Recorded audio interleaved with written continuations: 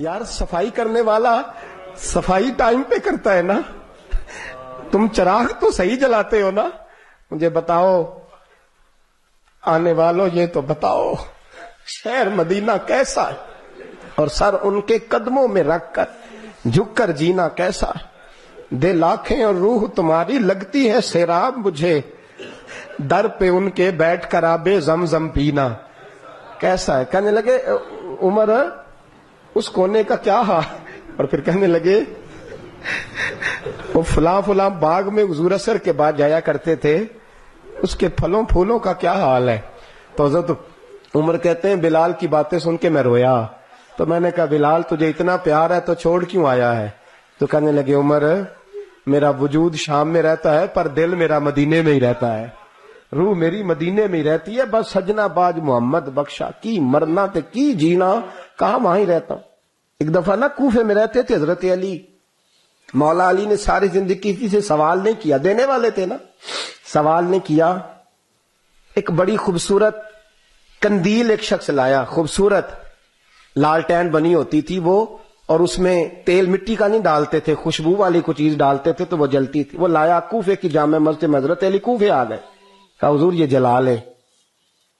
جب وہ لایا نا قندیل تو حضرت علی نے زندگی، امام حسن کہتے ہیں میں نے عجیب زندگی بھر سوال نہیں کیا. اس سے کہنے لگے میں نے کبھی کسی سے کچھ مانگا نہیں، اس طرح کی ایک اور مل جائے گی. تو اس شخص ایسے جیسے وہ عرش پہ نہیں بیٹھ گیا کہ علی نے مجھے کہہ دیا ہے. کہنے لگا حضور مل جائے گی. فرمانے لگے لے جاؤ. کہتے ہیں وہ لے کے آیا. تو جب وہ لایا تو پہلے والی قندیل کو اتنا نہیں، اس قندیل کو سینے سے لگایا، اپنا امامے کا پلو لے کے حضرت علی نے پوچھا. پھر آنکھوں میں آنسو آئے. امام حسن کہنے لگے ابا جی میں سمجھ نہیں پا رہا، یہ آپ نے تو زندگی بھر بھوک کاٹی ہے، سوال نہیں کیا، تو یہ کیا ہے. کہنے لگے مجھے بڑی پسند آئی تھی، دل کرتا ہے ایک لے لوں اور میں حضور کی مسجد میں بھی بھیج دوں، میں مدینے میں بھی بھیج دوں. میرا دل کرتا ہے یہ مسجد نبی میں لگ جائے گی تو اس کی شان بڑھ جائے گی. تو فرماتے امام حسن کہ میں رو پڑا.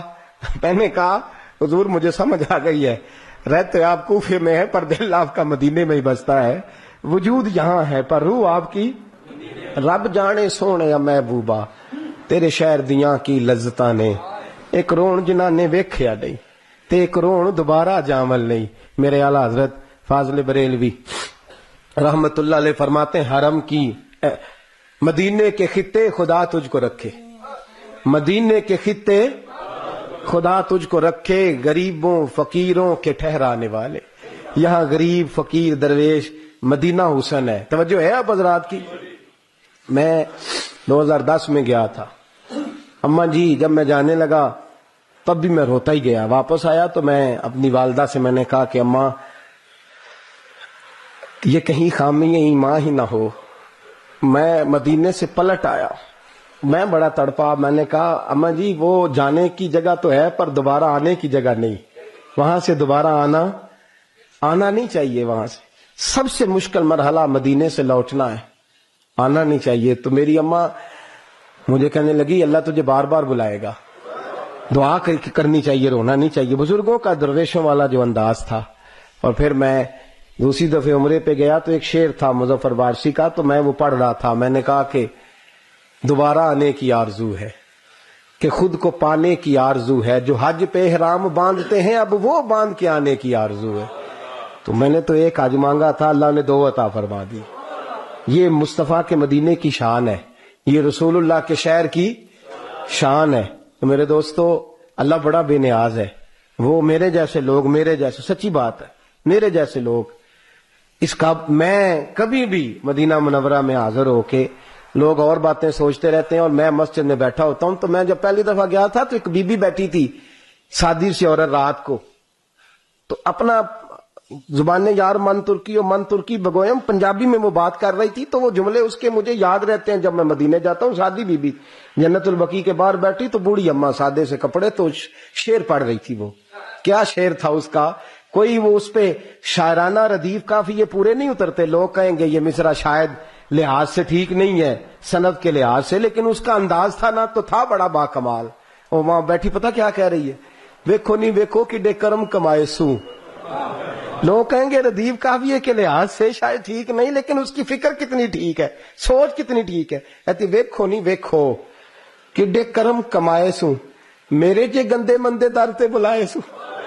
ویکھو ویکھو نہیں ویکھو ویکھو اب ویکھو نہیں ویکھو کڈے کرم کمائے سوں، میرے جے گندے مندے در تے. تو وہ جملہ ایسے حرم شریف میں ایسے فٹ آتا ہے میرے جیسے لوگوں پر. کہتی ویکھو نہیں ویکھو میرے جے گندے مندے بھی در تے ملائے سوں، حرم کی زمین اور قدم رکھ کے چلنا. ارے سر کا موقع ہے ہو جانے والے. انسان بڑا خوش نصیب ہوتا ہے، اور میں اس لحاظ سے بڑا خوش نصیب ہوں کہ میرے دائیں بائیں کچھ ایسے لوگ رہتے ہیں جو مدینے کے لیے روتے ہیں. میں اس لحاظ سے بڑا خوش نصیب ہوں کہ میری مسجد میں ایسے لوگ جمعہ پڑھنے آتے ہیں جن کی آنکھوں پہ مدینے کے نام پہ آنسو آ جاتے ہیں.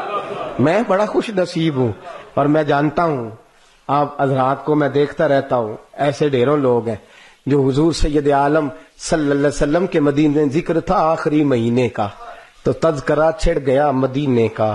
آج یو مصطفیٰ سے کہہ دینا غم کے مارے سلام کہہ. میں اس لحاظ سے خوش نصیب ہوں. اس دفعہ بھی نوجوانوں نے تیاری کی، نوجوانوں نے، اور دیکھتے ہی دیکھتے 26-27 لوگ. اور خوش نصیبی کی عادت ہے کہ جوانوں کا قافلہ جنہیں اتنی جلدی شوق پیدا نہیں ہوتا، اور تڑپ کر کے تیار ہوئے، رو کر کے تیار ہوئے. میں نے کہا میں خوش نصیب ہوں. ابھی جانا ہے ہم نے انشاءاللہ، پیر والے دن ہم قافلے کے ساتھ حاضری دیں گے مدینہ شریف. پیر کو انشاءاللہ تعالی ابھی جانا ہے. اور میراج شریف کی رات جلسہ کر کے میں اندر گیا تو میرا ایک عزیز میرے گلے رکھ کے تڑپ کے رویا. تو میں نے کہا تجھے کیا ہے؟ کہتا حضور 14 دن تھوڑے نے، 14 دن تھوڑے نہیں تو پتہ ہی نہیں چلے گا، کوئی سبب لگ جائے. تو میں نے کہا یار تو چل صحیح، انہیں بلایا ہے وہ اسباب بھی پیدا فرمائیں گے، پیر کو انشاءاللہ روانگی ہوگی. 2 جمعے میں یہاں موجود نہیں ہوں گا. میں چونکہ آپ سے مخاطب رہتا ہوں، کرتا ہوں کئی جگہ غلطیاں، مجھے احساس ہوتا ہے، کئی دفعہ ایسی باتیں کرتا ہوں جو میں سمجھتا ہوں شاید بعض لوگوں کے لیے، لیکن اللہ جانتا ہے میری نیت اس میں خیر کی اور اصلاح کی ہوتی ہے. پھر بھی کبھی کسی کو کوئی جملہ برا لگ جائے، یا کوئی ایسا شخص جس کو کبھی، اور بالخصوص وہ لوگ جو میرے ساتھ زیادہ وقت گزارتے ہیں رہتے ہیں. میں بلڈ پریشر کا مریض ہوں تو کسی وقت جلال بھی مجھے آتا ہے. ان سے میری بالخصوص گزارش ہے کہ مجھے نا ساتھ ہی درگزر کر دیا کریں، ساتھ ہی مجھ سے درگزر کیا کریں. میں واقعی درگزر والا شخص ہوں. آپ سب حضرات سے بھی اپیل ہے کہ مجھے سچ مچ درگزر کر کے بھیجیے گا، تاکہ میں جب وہاں جاؤں تو اپنی معافی سمیٹ کر کے واپس آؤں. ہم انشاءاللہ تقریباً 27 لوگ جائیں گے. 27 لوگ بتایا نہیں، چند لوگوں تک بات تھی، مجھے نہیں خبر تھی کہ یہ اتنی جلدی اتنا قافلہ. اور پھر ابھی بہت سارے ساتھی ایسے ہیں ہم سے غلطی ہو گئی، ہم بتا نہ سکے، ورنہ لگتا تھا یہ قافلہ جو ہے وہ بہت زیادہ بڑا ہو جاتا. انشاءاللہ آئندہ ہم بتایا کریں گے آپ حضرات کو کہ ہمارا عمرے کا ارادہ ہے. آپ لوگ دعا فرمائیے گا. 2 جمعے آپ نے تشریف لانا ہے، یہ آپ کا ادارہ ہے. آپ سچ مچ یہاں آتے ہیں، آپ کا ادارہ ہے. آپ 2 جمعے آئیں گے، یہاں بیان سنیں گے، آپ یہاں نماز جمعے کی ادا کریں گے. اور شب برات کو میں یہاں موجود نہیں ہوں گا، لیکن جس جگہ میں موجود ہوں گا وہاں بیٹھ کر جو پہلی دعا ہوگی وہ آپ حضرات کے لیے ہوگی. تو آپ لوگ یہاں تشریف لائیں گے، شریک ہوں گے. اور میں نے آج وہاں بھی دوستوں سے کہا ہے اور یہاں بھی کہتا ہوں، جو ساتھ والے ہیں وہ تو ساتھ والے ہی ہیں، وہ تو انشاءاللہ تعالی میں اپنی کچھ کمائی لے کے جاؤں گا کہ سرکار یہ کچھ تیاری ہے میری، اور باقی بھی. اور جہاں تک آپ حضرات کا تعلق ہے، میں ویسے بھی اپنے بچوں کے لیے اور اپنے گھر والوں کے لیے دعا بعد میں کروں گا. اور پہلے میں عرض کروں گا، چونکہ ہم نے پہلے مدینہ شریف جانا ہے، اس لیے کہ ان کے طفیل حج بھی خدا نے کرا دیے.